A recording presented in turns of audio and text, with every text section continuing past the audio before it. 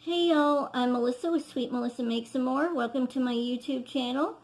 Today I'm going to be talking about a Dollar Tree haul. I got a Knitcrate. I started getting that a couple months ago. A health update, and then the first thing I want to talk to you about is I was going to start random Zooms, and I was actually going to have one this Saturday, and I told a few people I will not be having it this Saturday. Madonna Ballard reached 1,000 subscribers, and she's having her 24-hour live around the time my Zoom was supposed to be starting, and I want to go to her 24-hour live. So I'm going to move the Zoom until next Saturday. So it'll be next Saturday at 1 p.m. Central, 2 Eastern, and my Zoom number is 449 198 3554, and that information will be in the description below. And I'll also leave it in the comment section because sometimes people don't know how to get to the description, so I'll leave it in both places. And I really hope you guys can make it. I can see some of you there. We've been having a lot of fun in the Zooms again lately, and it's been really nice. So I hope y'all can come. Let's see, what should I do next? Let me do Knitcrate real quick. I'm sure y'all have seen all this on everyone else's channels, so I'm not going to show you the pattern and everything. But this is the colorway I got. It's so pretty. Put it back more so you can see it better. It's 30% alpaca. It's 30% silk and then 60% merino wool, and it is so buttery soft. I wish I had gotten 2 boxes this month so I could do a bigger project. I would love to do a shawl out of this or something to wear. I love this. I'm hoping they'll put it on sale so I can get some more of it.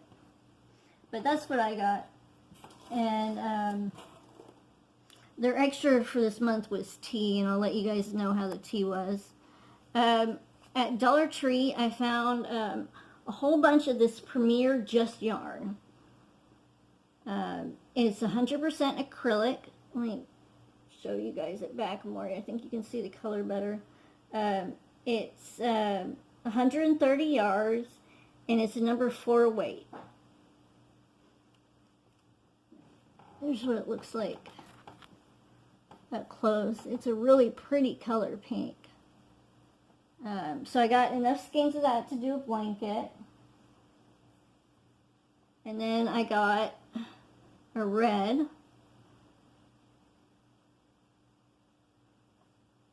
And that's actually the color name. The color names aren't very inventive. They're just red, white, or blue, or whatever. This is white.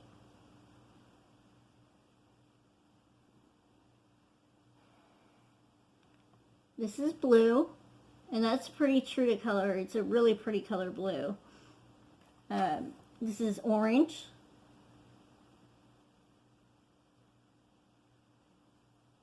And I love that color orange. Like, I'm not a big orange fan, but that color is gorgeous. And then green. So they also had a black. And they had a bunch of that sachet ribbon yarn, but I don't really care for that kind of stuff.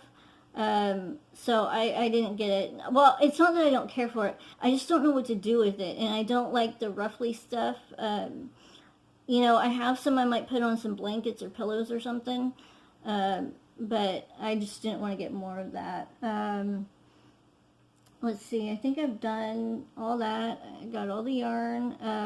Oh, the other thing I found, and it's in my bag, and I can't get it now, but I'll show you guys on my podcast.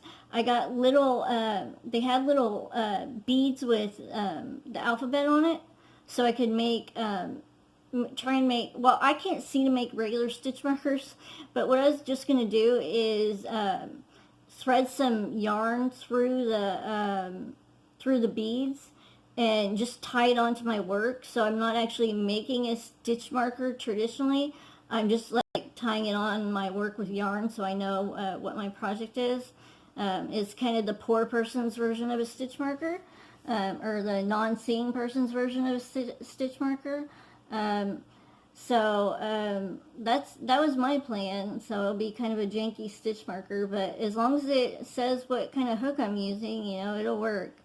Um, for those of you that are friends with me on Facebook, I had kind of a mini nervous breakdown well, not really a nervous breakdown, just kind of, I had a little breakdown a couple days ago, and everything just kind of started getting to me with my health, and it was just, and we have a lot of financial issues, and it was just with having to pay my medical bills, and it was just, everything kind of just hit me, and I bottled everything up, and it just kind of exploded, and I took down the message, like, well, I thought I took the message down. I put hide, and I thought like hide like took the message away, and I did that like pretty quick after posting it, but a lot of people saw it. So I'm sorry if I worried anyone or upset anyone. I didn't mean to. It's just, I don't talk about it a lot, but I have a lot of pain from chronic kidney stones. I mean, that's kind of what I talk about the most, because I think people can relate to kidney stones, just because a lot of people get them or have had them, but those aren't even my most painful thing I have. The sarcoid affects like my muscles, my nerves, it's in all my organs, it's in my tendons, it's, and then I have arthritis affecting my joints, and I have a shunt in my back that I've had 4 back surgeries on, and I have really bad back pain from that, and hip pain, and the kidney stone pain is like all the time. I'm constantly having kidney stones because I have so many in my kidneys. I used to have over 200, and now I have over 100 kidney stones. So I have just a ton of kidney stones that cause me pretty bad pain, and it can be a lot to deal with, and I just kind of just hit my breaking point, and but I'm okay now, and everything's fine, and I'm feeling better, and thank you guys for messaging me. I had people messaging me that weren't friends with me on Facebook, so I think like maybe people were talking about it a little bit, but I'm fine, and everything's fine, and everything's good, and I guess that's really it. And I mean, the other thing that people don't understand is that there's a lot of stress that comes along with being in kidney failure, and the whole organ donation thing, trying to find a living donor, and am I going to get a living donor or a deceased donor, and people, you feel awkward like asking people and all that kind of stuff, and but there's like a huge difference between getting a living organ donor and a deceased organ donor. If you get a living organ donor, you can live up to 20 years. If you get a deceased organ donor, your life expectancy is only 8 to 12 years after you get the donation. For me, with my health problems, and my autoimmune disease is just going to attack that organ again, I would be closer to the 8-year than the 12-year. So there's just a lot to think about with that, and people keep asking me about dialysis, but once you start dialysis, that clock starts ticking down, and you've got, dialysis doesn't work forever. It maybe works like 5 years if you're lucky, and so you've got to kind of time when you turn your paperwork for a kidney transplant, and when you go on dialysis at the right time.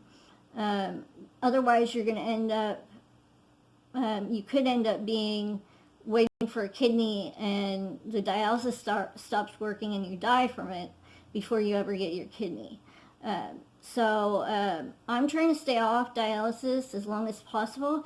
If I could get my kidney transplant before, I mean, without even getting dialysis at all, that would be ideal, because there's more of a chance of the kidney transplant being successful if I don't do dialysis. And I'm already high risk enough as far as the surgery goes, and just whether this surgery is going to be successful or not. And I might not even get approved. I might, there is like kind of a 50-50 chance whether I'm actually going to get approved or not. So I may just have to go on dialysis and just wait that 5 years and, you know, just wait it out. I just have to see what happens. And so I just don't know, but it's a lot of stress is what I'm trying to say. And it just became too much for me, and I just kind of lost it for a minute. But that's all I really wanted to say. I just kind of wanted some of you guys to understand that just kind of what goes through the mind of someone going through dialysis and other health issues. And yeah, that's really it. But thank you guys so much for watching. Have a wonderful yarny day, and hit the thumbs up, Buttercup.